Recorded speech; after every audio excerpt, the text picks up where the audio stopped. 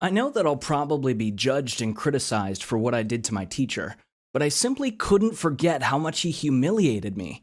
He deserved it, and I have no regrets whatsoever. So, a while ago, I had a very important exam. I stepped into an exam hall, got seated, and waited for it to start. Before the papers were given out, I suddenly remembered that my pen might be out of ink. I checked and totally freaked out. It was. I knew that I needed permission to change the pen to another one, and that's when all the mess began. So I raised my hand and got the attention of the nearest exam supervisor. This was a teacher who knew me. I immediately noticed that he looked at me with a grin on his face since he didn't like me at all. I took one of his classes where I often played games or slept, but I've never caused any problems and never been rude to him.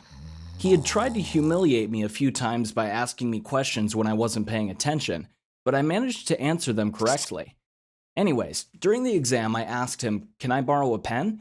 He replied with a slight grin on his face, "You come to an examination without a pen? Why did you bother to come at all?" I wasn't in the mood for jokes.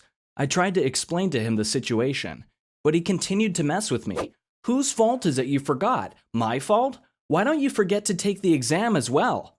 There were hundreds of people in that dead silent exam hall, and all of them were staring at me. So I asked him again, but his only reply was, "No, it's your own fault you were careless. You're so smart, right? Take the exam without a pen." Are you kidding me? It was my last and the most important paper, and there was this guy showing everyone how helpless I am while he enjoys it. I looked at him and he just widened his smirk. Luckily, I didn't snap. I ignored him, raised my hand, and waved at the next nearest exam supervisor who allowed me to borrow a pen.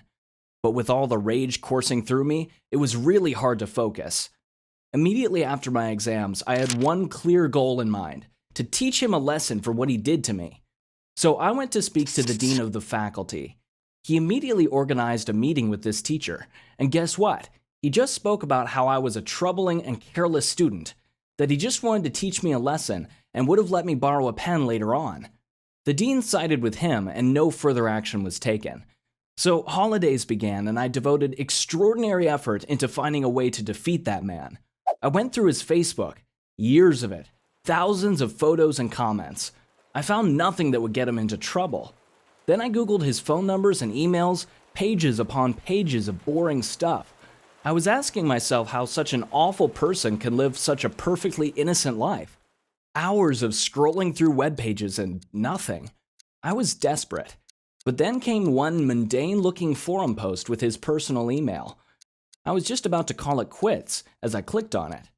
As I read the context of that forum post, fire from the depths of hell burned in my eyes, and I laughed a loud, evil laugh. It was a forum to discuss and advertise some really dirty stuff, and apparently he was really active there. He made a huge mistake of using his personal email there, but anyone could have posted his email, so my odds weren't good. But, well, I immediately contacted our local news website. Its staff was really interested in the possibility to expose the teacher and agreed to meet with me. But they had concerns about the legitimacy of the teacher's ties to that user account. So I told them of a plan to bait him into using his mobile number to identify himself as the owner of that account. We cooperated and implemented the plan.